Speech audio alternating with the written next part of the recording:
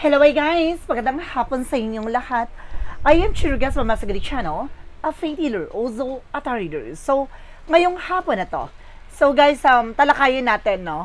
Anong kaganapan sa buhay ni Senator Amy Marcos, ang ating mga gilap. So, siya naman itong i-reading natin for weekly pasilip, no? Alamin natin anong mahagilap natin sa kanya.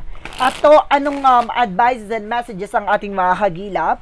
Ano ang ano pang bagay na malaaring malaman natin tungkol sa kanya? Let's see and watch this. Angels, please give me information po ano kung sabihin sa inyo ng ating mga baraha.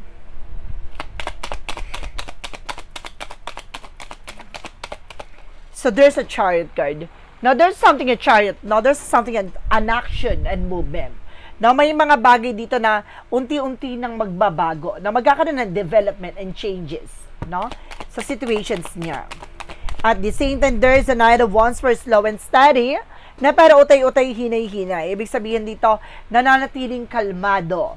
Na ano man yung bagay na kanyang gustong gawin, or ano man yung bagay na kanyang gustong maisakatuparan. And there's something, guys, with the King of Wands, something ambition. So may mga bagay dito na parang alam niya na kung ano man yung bagay na mangyayari sa kanya, or maaring ano man yung bagay na posible, or maaring tinitignan niya na kagad yung magiging possibilities. Ganon.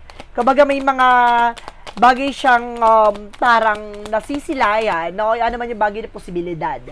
And there's something, the Page of Cups. Now, there's an intuition na mayroon siya ditong intuition, na mayroon siyang iniisip dito na maaaring tugma sa kung ano man yung bagay na nangyayari. Ganon.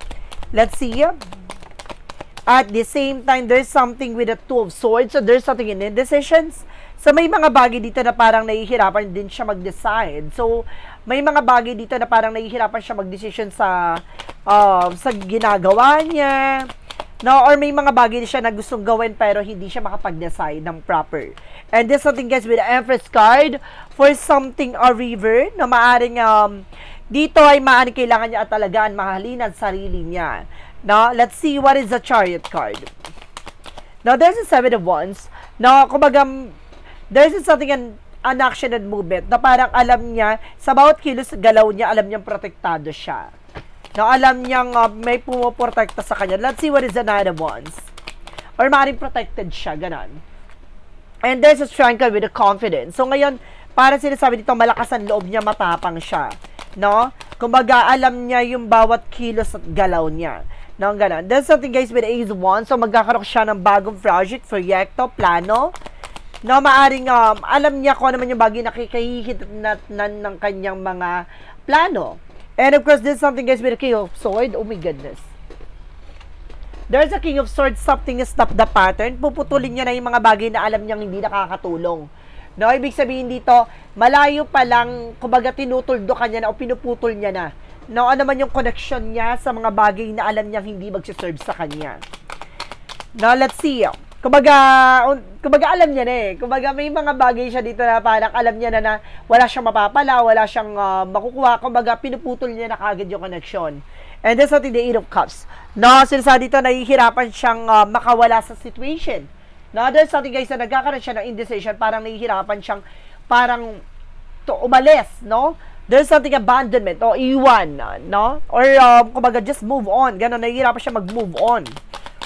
Let's see. And there's something, guys, with the Nine of Pentacles. Now, there's something about potential for abundance. Na talagang, kumbaga, may potential siya para maging maganda sitwasyon at position niya. So, let's see. What is a Chariot card? Because the Seven of Wands. Represent with the Magician. Now, there's something, guys, with a manifestation. Now, may mga bagay siya dito na hakbangin na alam niyang makukuha at matutupad niya. Now, alam niya protektado siya. Alam niya na kumbaga makukuha niya yun, may sasakatuparan niya yun. And there's the Lovers. No, lakasan niya ang loob niya. Parang, kumbaga malakas ang loob niya dahil dito sa mag-asawa. Now, there's something about sa mag-asawa.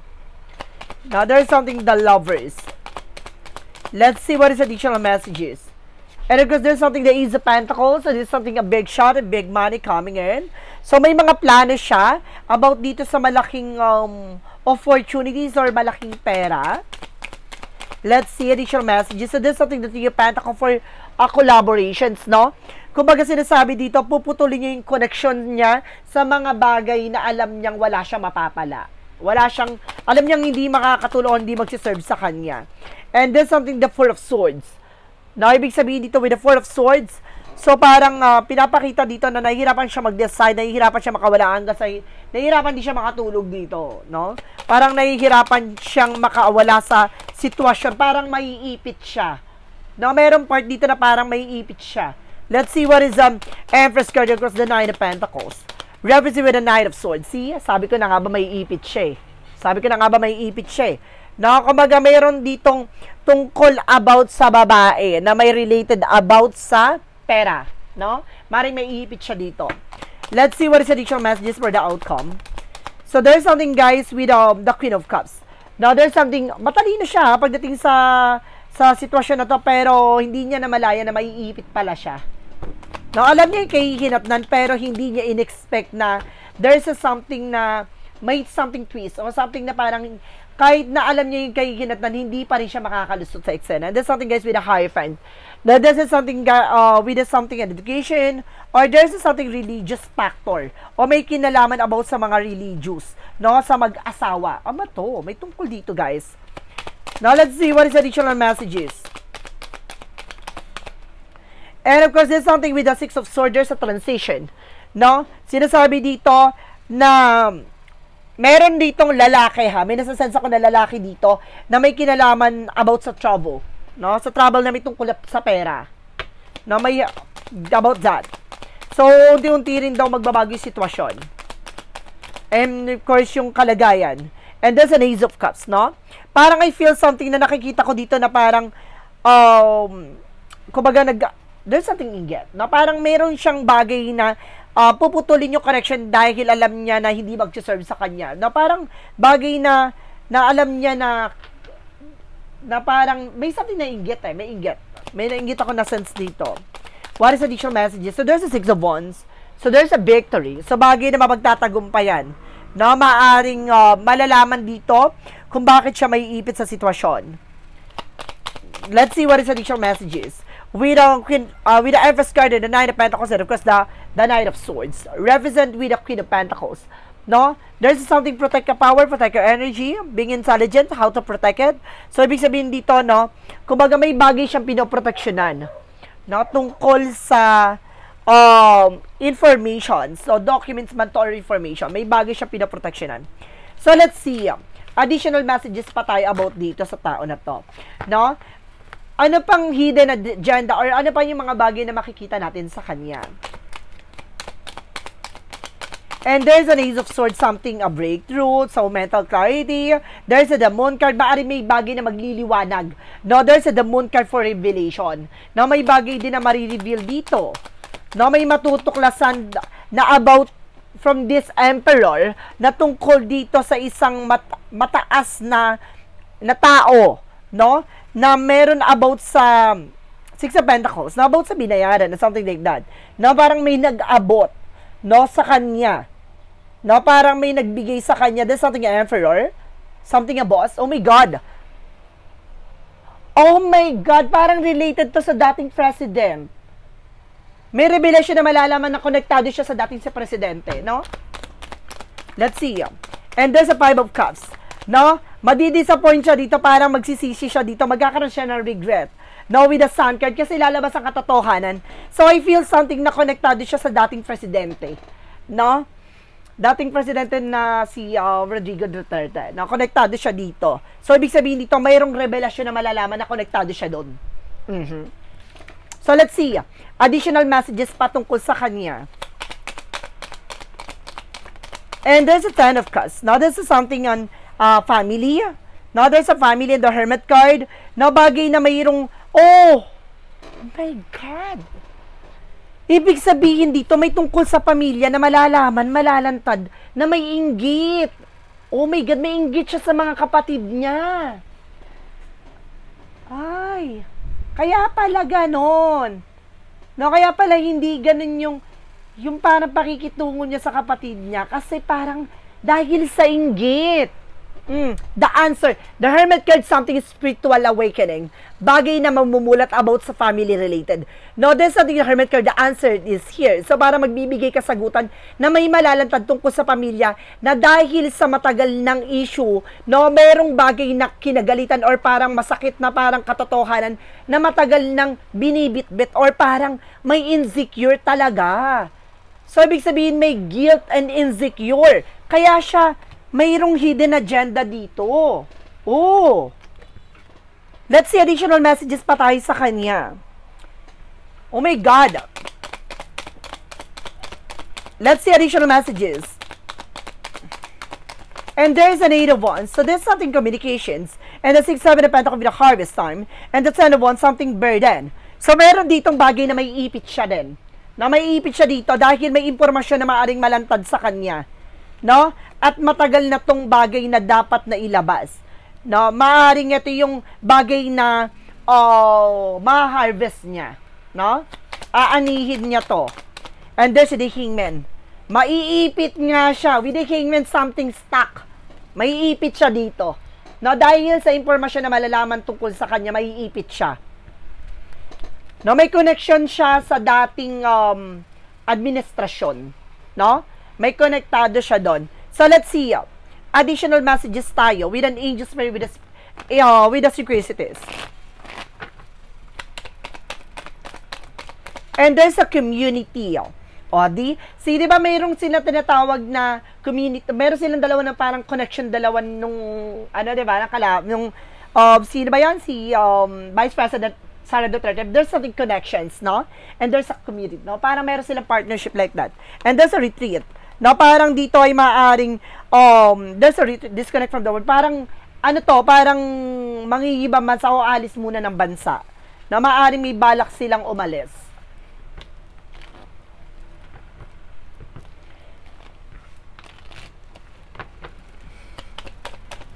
O maaring there's a retreat na parang may bubuhayin ulit sila na panibagong samahan. Ganon.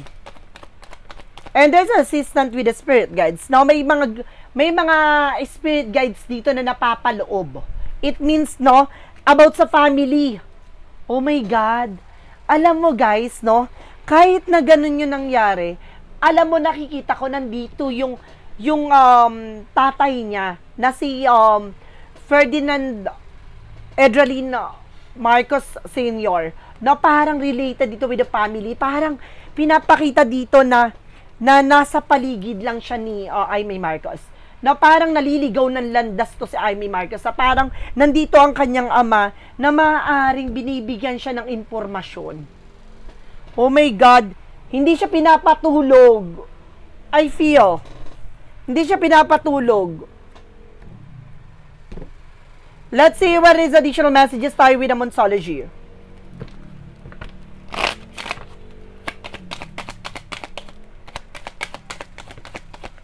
And there's something at time for healing. So, kumbaga kailangan niya magpagaling. Meron tong nararamdaman na si Aimee Marcos na kailangan niyang magpatingin, magpagamot.